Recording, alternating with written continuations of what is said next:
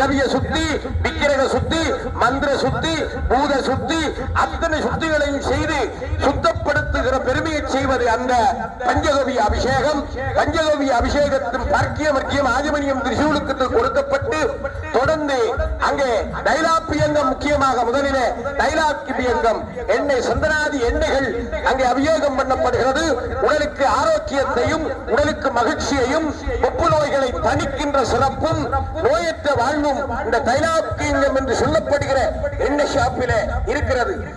அந்த எண்ணெய் காப்பு அபிஷேகம் சிறப்பாக நடைபெற்று தொடர்ந்து அரிசிமா பத்யம் பசினிக்கு ஜீவ விருத்தியை உண்டாக்கக்கூடிய அற்புதம் நிறைந்தது அந்த அரிசிமா.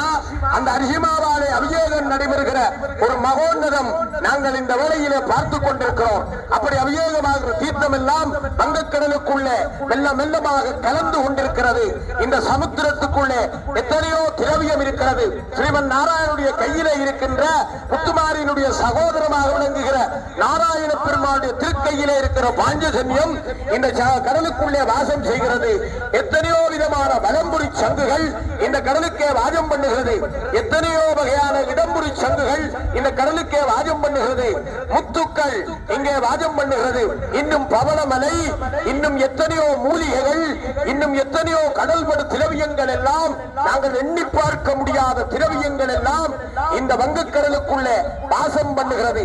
அது எல்லாவற்றையும் விட மலையிலே உற்பத்தியாகுகின்ற மாணிக்க கங்கை, மகாபலி கங்கை, மும்முக்கனோயா, கிருந்தியோயா, இப்படி இலங்கையிலே மிக அதிகமான நதிகள், அத்தனை புனித நதிகளும் சென்று தீர்த்தம் கலக்கின்ற இடம் இந்த வங்கக்கடலாக இருக்கிறது. அப்படியான தீர்த்தங்கள் எல்லாவற்றிலும் நாங்கள் தனிய போய் தீர்த்தமாட முடியாத அந்த கவலை இன்றைக்கு தீருகிறது. ஏனென்றால் எல்லா தீர்த்தங்களும் இந்த சமுத்திரத்துக்குள்ளே சங்கமமாகிறது. அப்படி சங்கமமாய் இருக்கிற போது, இந்த சமுத்திர தீர்த்தமாடுகிற போது எல்லா நதிகளிலும் எல்லா சங்கு தீர்த்தங்களிலும் தீர்த்தமாடிய சிறப்பு உண்டு. அந்த அற்புதத்தை அம்பாள் இன்றைய ஆடி பூர்ணையிலே தந்திருக்கிறாள். இந்த ஆடி பௌர்ணமியிலே தீர்த்தமாடுவது பிதிரர்களுக்கு விசேஷமானது. ஆனி மாதத்தோடு உத்தராயண காலம் முடிந்து தட்சிணாகாயனம் ஆடியிலே ஆரம்பிக்கிறது. இது பிதிரர்களுக்குரிய வழிபாடு.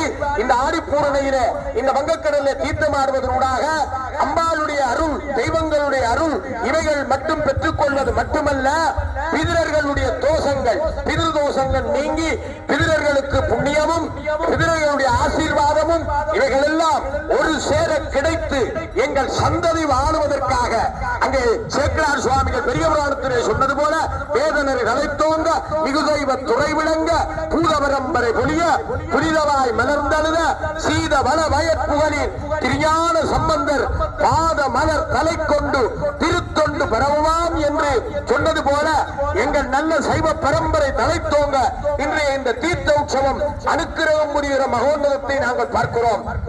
இப்படி அங்கே சொல்லப்பட்ட திரவியங்கள் மஞ்சள் மா, அந்த அரிசிமா அபிஷேகம் நிறைவு பெற்று தொடர்ந்து மஞ்சள் மாவாலே அபிஷேகம் நடக்கிறது. மஞ்சள் என்பது மங்களத்தை உண்டு பண்ணக்கூடியது. நாங்கள் வீட்டிலே ஒரு நாளும் மஞ்சள் தண்ணி தெளித்துக் கொண்டு வந்தால் எங்கள் பூமி சுத்தமடையும், மனம் சுத்தமடையும். இவையெல்லாம் கிடைக்கின்ற ஒரு சிறப்பு நாங்கள் நினைக்க வேண்டும். இந்த வேளையிலே அடியவர்களே, முக்கியமான இன்னொரு உங்களுக்கு ஒரு அறிவித்தல். இங்கே அம்பாளுடைய படம், அம்பாளுடைய அழகான வர்ண நிறங்களில் அமைந்த படம் இங்கே வைத்திருக்கிறார்கள் ஆலய பரிமாண சபையர்கள். அத்தோடு அர்ச்சனை பத்தி சீட்டுகள் எங்களுடைய ஒளிபெருக்கி வாகனத்திலே வைக்கப்பட்டிருக்கின்றன. அடியவர்கள் நீங்கள் வந்து இந்த பற்றி சீட்டுகளை பெற்றுக்கொண்டு முறைப்படி அர்ச்சனை புரியுமாறு வேண்டுகிறோம். நீங்கள் வழங்குகின்ற சிறு தொழில் பெருவெள்ளம் என்பது போல அந்த நிதி ஆலய பரிமாண சபை வளர்ச்சிக்கும் ஆலயங்களில் நடைபெறுகிற நித்திய பூஜைகளுக்கும் பயன்படுத்தப்படுகிறது என்பதை உங்களுக்கு தெரியும். நித்திய பூஜைக்கு அந்தவர்களுக்கு கொடுக்க வேண்டிய நிதி, உதவி செய்பவர்கள், பணியாளர்கள், மின்சார கட்டணம், இப்படி பூஜை திரவியங்களுக்கு எவ்வளவோ செலவு ஒரு ஆலயத்தில் இருக்கிறது. அவையெல்லாம் ஈடு செய்யப்படுவதற்குத்தான் இந்த பத்திச்சீட்டு வழங்கப்படுகிறது என்பதை மனத்தில் கொள்ளுங்கள். நீங்கள் அர்ச்சனை பண்ணுகிறீர்கள், அதனால் அம்பாளுடைய அனுக்கிரகம் கிடைக்கிறது. அதே நேரம் ஆலயம் தொடர்ந்து இயங்குவதற்கும் செயற்படுவதற்கும் இந்த நிதி உதவுகிறது என்பதால் அடியவர்கள் எல்லோரும் அர்ச்சனை பற்றுச்சீட்டுகளை பெற்றுக்கொண்டு அர்ச்சனை புரியுமாறு உங்களை பணிவாக வேண்டுகிறார்கள் ஆலய பரிமாண சபையர்கள். அத்தோடு உங்கள் இல்லங்களிலே வைத்துக் கொள்ளக்கூடிய அழகான வர்ண படங்களும் இருந்து கொண்டிருக்கிறது. அந்த சிறப்புகளை எல்லாம் இந்த வேளையிலே உங்களுக்கு தெரிவித்து தொடர்ந்து இந்த தீர்த்த திரவிய வர்ணனைகள் விளக்கங்களை பற்றி சொல்வதற்காக எங்களுடைய மதுரகவி காரியம்பி அருளானந்தம் ஐயா அவர்கள் ஒளிவாங்கி கொடுக்கிறேன். கடலோரத்தில் கமலநாதனுக்கு நன்றி. அந்த வகையிலே மிக அழகாக மகோற்சவத்தில் தீர்த்த தினத்தை நிச்சயித்துத்தான் துவயாரோகணம் செய்யப்பட வேண்டும் என்பது விதி. சமுத்திர தீர்த்தம் திதியை பிரதானமாக கொண்டது. இன்றைக்கு எல்லாரும் விளங்கிக் கொள்ளவாடு. இந்துக்களுடைய மகோற்சவங்களிலே இந்த சமுத்திர தீர்த்தம் என்பது திதியை பிரதானமாக கொண்டது. நதி முதலியவற்றில் கொடுக்கப்படும் தீர்த்தம் நட்சத்திரத்தை பிரதானமாக கொண்டது. சௌர உற்சவத்துக்கு சங்கராந்தி பிரதானம், சாந்திர உற்சவத்துக்கு திதி பிரதானம், நட்சத்திர உற்சவத்துக்கு நட்சத்திரம் முக்கியம். தீர்த்தோற்சவத்தை உதயத்தில் கொள்வது உத்தமம். என்ன அழகு! எல்லாரும் ஒருக்கா கை தட்டவான், தட்டாதேங்கோ. ஏனென்றால் நாங்கள் உதயத்திலே எங்களுடைய சிவாச்சாரியார்கள் வந்து விட்டார்கள். எங்களுடைய சிவாகமங்களிலே சொல்லப்பட்ட நியதிகளை பேணித்தான் எங்களுடைய லண்டன் மாநகரத்திலே இருந்து பிரதம குருமணி அவர்கள் வந்திருக்கிறார்கள். இன்றைக்கு அந்தணர்கள் என்னை குறை நீக்க கூடாது. எங்களுடைய தேசத்திலிருந்து ஏராளமான சிவாச்சாரியார்கள் புலம்பெயர் நாடுகளுக்கு போய் கொண்டிருக்கிறார்கள். ஆனால் சுரேஷ் போன்ற சிவாச்சாரியார்களை நாங்கள் வணங்குகிறோம். தங்களுடைய வீட்டிலே தேசத்திலே திருவிழா நடக்குது என்று சொன்னால் எந்த காலத்திலும் அங்க நிற்க மாட்டார்.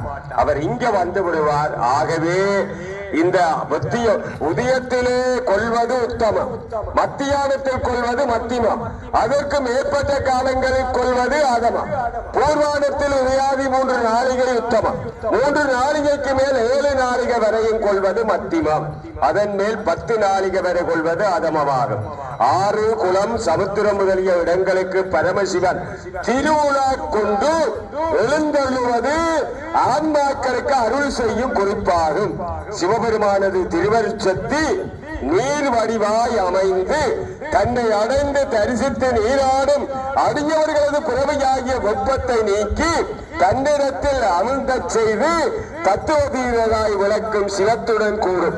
தீர்த்த காலத்தில் திருவருள் என்னும் தீர்த்தத்தை அடைந்து நீராடி மெய்யன்போடு சிவத்தலங்களை வழிபடின் பிறவிக்கு வித்தாகிய மும்மலங்களும் நீங்கி அடியார்கள் சிவானந்த புத்தி அடைவார்கள்.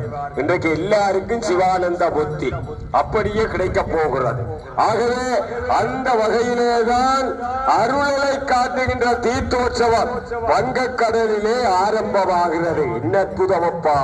அப்பப்பா, இவ்வளவு 1000 அடியவர்கள் வந்திருக்கிறார்களே, உதயத்திலே நாங்கள் தீர்த்தம் பார்க்க வேணும். அதுவும் உடைச்சி நாச்சியாருடைய வம்சத்தில வந்தவர்கள் நாங்கள் தீர்த்தம் பார்க்கல என்றால் அது முடியாது. ஆகவே அந்த வகையிலே மிக அழகாக அற்புதமாக பக்திபூர்வமாக தேவாதி தேவர்கள் பூவாரி சொல்லிய அங்கே பூதகர்கள் நாகரெல்லாம் மண்கள் கடல் ஓரம் வந்து நிற்கிறார்கள். தீர்த்தம் நடைபெறுகிறது. ஆகவே கப்பலோட்டிய தமிழர்களை காவல் செய்த கடல் அமைதி காக்கிறது. என்ன அற்புதம், என்ன அழகு! இது எங்களுடைய கடல். ஆகவே வடமர்களுடைய கடல். ஆகவே வாஞ்சையோடு நாங்கள் வணங்குகிறோம். என்ன அழகு! கிழக்கோரத்திலே ஆதவன் எழுந்து வருகிறான்.